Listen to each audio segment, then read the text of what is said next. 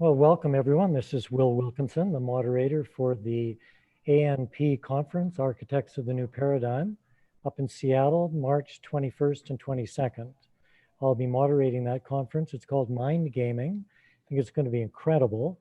And today I'm speaking with one of our presenters, Tracey Garbutt. How are you, Tracey? I'm great. Thank you, Will. And we're speaking to you in the East, Vermont or somewhere? We are in Rochester, New York. All right. And you're on your way to Hawaii any day now. We are tomorrow morning, super early. We're on our way to Hawaii. So it's our first actual vacation without work. So we're excited. Right. Although I don't think we can ever not work, but we're sound like looking me. forward to the change of weather. I'll tell you that. Yeah, well, my wife and I are going to Mexico on Thursday, so we feel the same way Same thing. exactly. Yeah.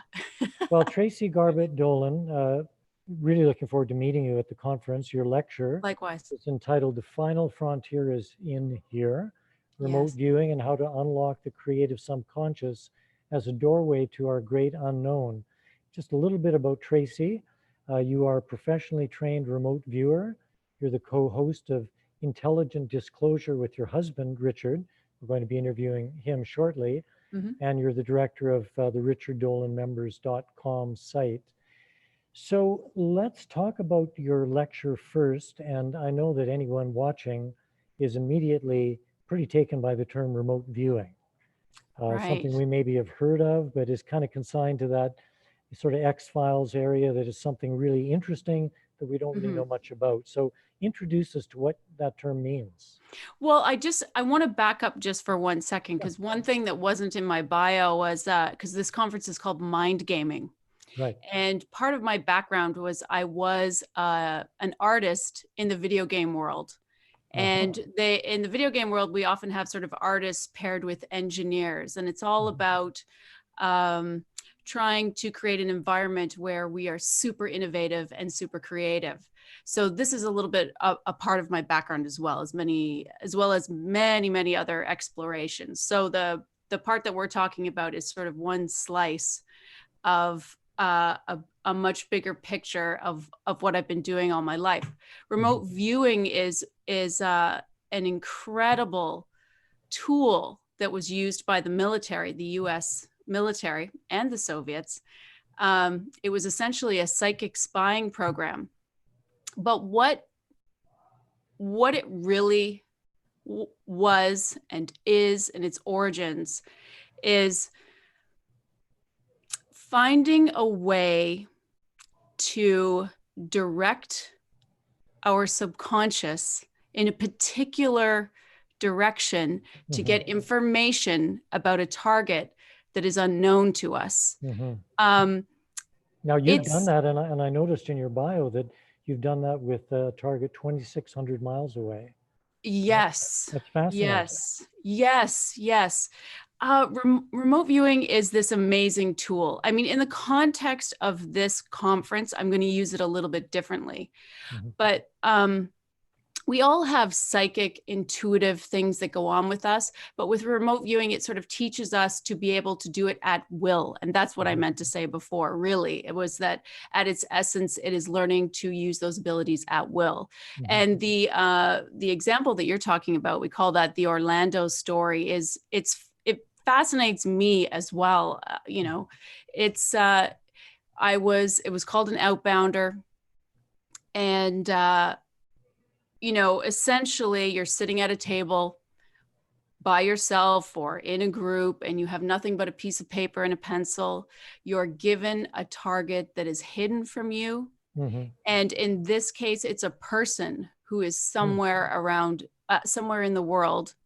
And, you can be, you have to do different things. But in this case, I had to determine her environment and whether it was male or female. It ended up being female, is why I'm saying she. But so with no other tools. So this is what remote viewing is. It's using and training and learning about those extrasensory perceptions that we own, that we have innately a part of us, using those to perceive things beyond space and often beyond time.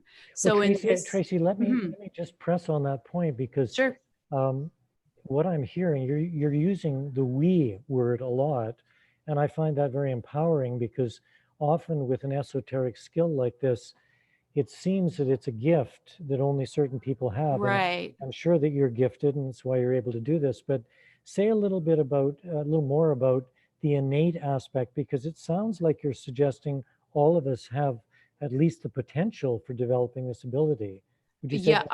I am absolutely suggesting that. I absolutely truly believe that this was, probably a remnant of our survival skills that we Mm, had as hunters and gatherers, when mm, we had to be sort of uh, synchronized and we had to sort of be one with our environment to be able to yeah, feed ourselves, yeah, to know where the herds were, to know mm, where the flocks were, to know, to survive. So mhm, I truly believe that this is something that we have always had.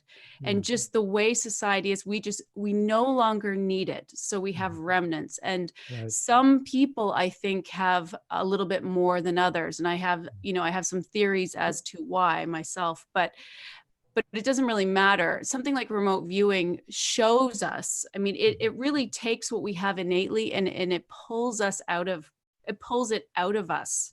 Wow, that's fascinating. And there's a couple of aspects to this. And one is obviously the phenomena, being able to look at a piece of Right, right. paper and remote view and pick up accurate data.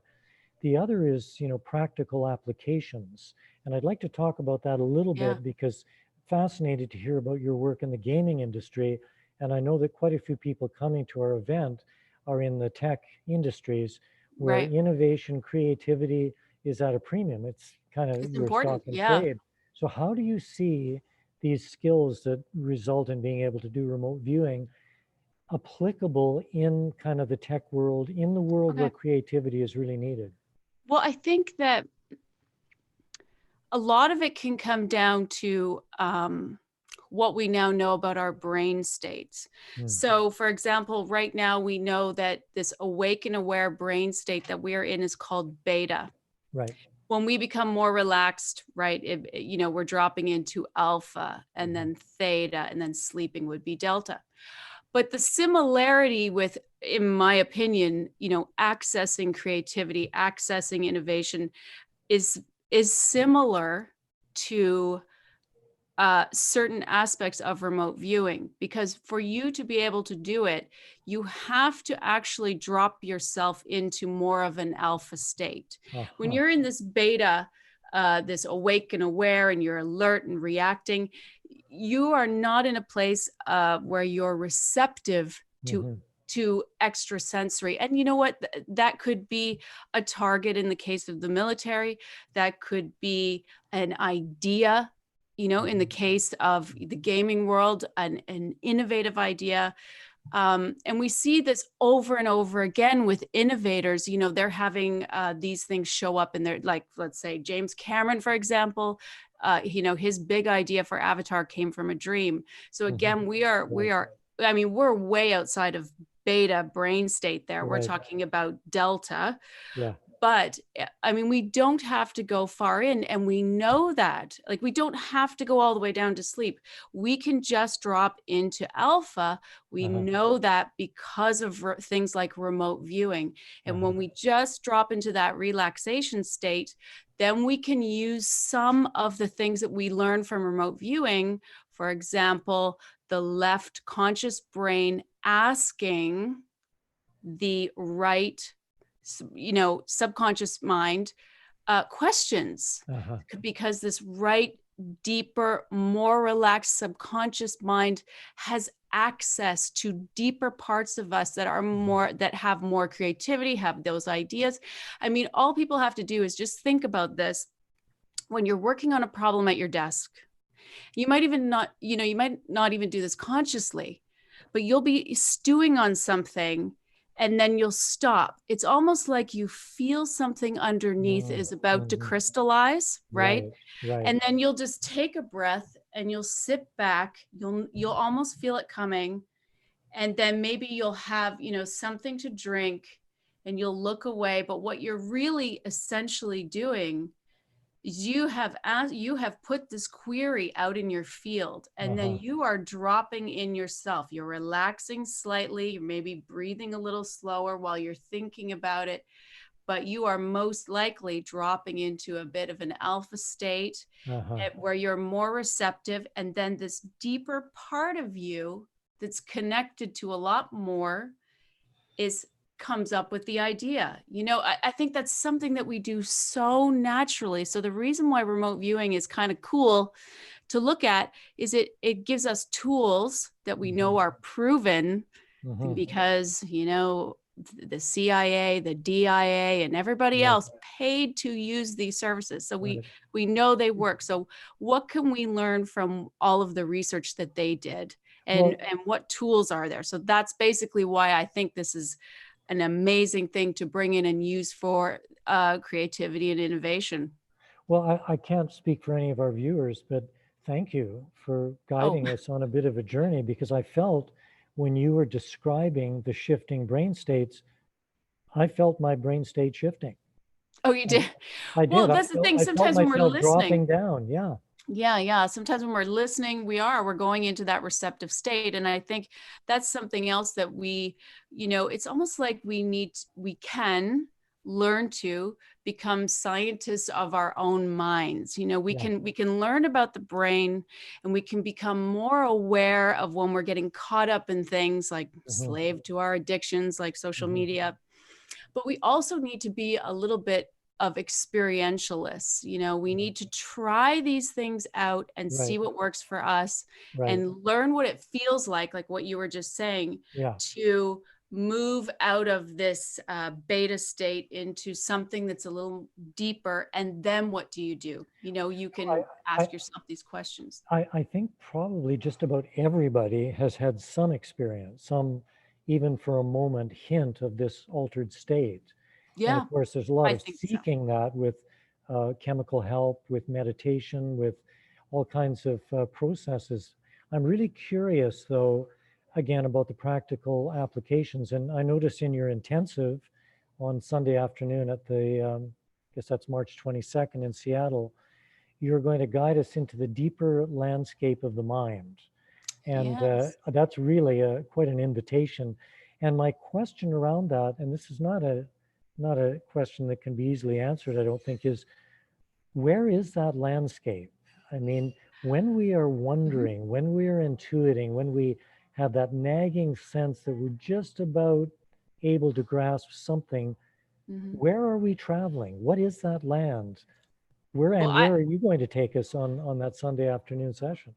Well, I think I would be foolish to say that I fully know exactly where we're going, because really we're just going to a deeper part of ourselves. But one thing, I'm not sure if I really expressed this, but I have spent a lot of my life traveling to really unusual, crazy places to throw myself into experiences that challenge my mind. For example, a lot of blindfolded work. Really? Blindfolded archery, blindfolded navigation, so it's been this constant, I don't know why I'm like this, but I have this drive to push and see where I can take my mind. And so I've had some amazing experiences that have happened to me naturally. I don't know why, but then I've had other ones that I have induced by a lot of these different experiments that I've done. And so I've seen and felt firsthand a lot of, let's just call them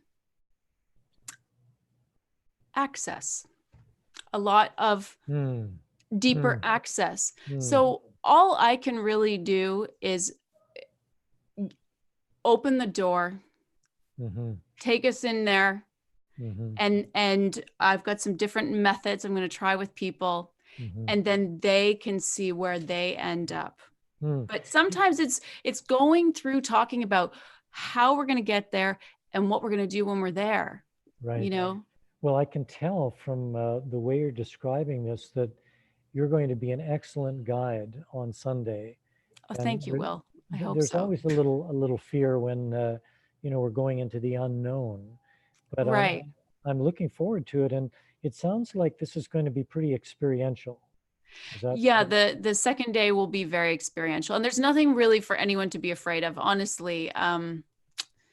There really isn't. I mean, an induction, when I use that word, I know a lot of people are familiar with it, a lot of people are not, but essentially you're taking people down into sort of more of a meditative state. And sometimes it's easier to do that when someone is verbally taking you there. And one thing I can say is, from all of these experiments I've done, I feel so comfortable with the unknown. And I hope that I can make people feel that comfortable, by having these discussions and all of us sharing experiences. So, but I think it'll be really fun, and I think it'll be really exciting. And I throw out the invitation to anybody who wants to try it. We'll do some exploring. So I can't wait. And just as we get near the end of our time here, I'd like to actually talk about time, because sure. it sounds like, you're playing in the quantum world where time is not linear. Right. So I just want to give you a chance to say a little bit about that, because again, I think this is something a lot of us have experienced. Yeah. Is when these kind of innate skills activate. And I loved your term access. So when we're gaining access, for me anyway, there's often a sense of timelessness. It's as if time is suspended and I'm kind of floating in some different zone. Am I tapping into what you experience? Oh, it definitely feels like that to me. In fact, it was a long time ago, but the first time I ever heard the concept of time possibly being simultaneous, it felt more comfortable to me to be on. I know that sounds really unusual, and I can just loosely throw out there that I'm pretty right-brained, and I think some people might resonate with that I think when you have a very creative mind, it doesn't work as well in a linear fashion. So sometimes it feels better thinking of time as simultaneous. But do I believe that is so? I think there might be something to that. And when we do these explorations of our own mind, our own consciousness, it absolutely feels timeless. You feel the sense of time drop away, and I think it feels amazing. And I think that's one surprise that people don't expect. Right. I think there's a lot of people who think that they can't go in, that their mind is too busy, it's revving too high. Yeah. But I want to tell a lot of those people that you're right. Like sometimes it's difficult because we're really locked into a beta state these days, but there are ways to take steps to go down. And for some people that quiet is scary, but it actually is this unbelievable sense of freedom in a certain way, because all of those constraints of time do feel like they drop away, no matter what the truth is, whether time is actually linear or simultaneous. It's really going to boil down to how it feels in the experience at the time. And I will say from my own personal experience, the sense of freedom from time that you feel down there, it is so liberating. And once you can truly let go of that, and I have a lot of different little things to do to help us do that, I think this is really the place that is the most potent, has the most potential. And this is where we can, ask these questions and dig for these innovations and listen to the mind, what the deeper mind has to say. Because when you're looking for innovation in a certain career, a certain field, your mind is already brewing this all up. Right. So what you really need is to go down to your depths and see what your mind has already produced for you. Yeah. Wow. Well, Tracey Garbutt-Dolan, so fascinating to speak with you. And Tracey is a presenter at our Mind Gaming Conference in Seattle, March 21st, 22nd. And thank you, Tracey, for taking this time to talk with me. Thank you, Will. Thank you so much. So nice to meet you. Great to meet you. Have a great trip to Hawaii, and we'll see you in Seattle. Thank you. Yes, I can't wait. Thank you everyone for tuning in. This is one of our interviews with presenters for the Mind Gaming Conference in Seattle, March 21st, 22nd, on innovation and creativity. Hope to see you there. All the information is on the website, anpconference.com. Bye for now. Bye, everyone.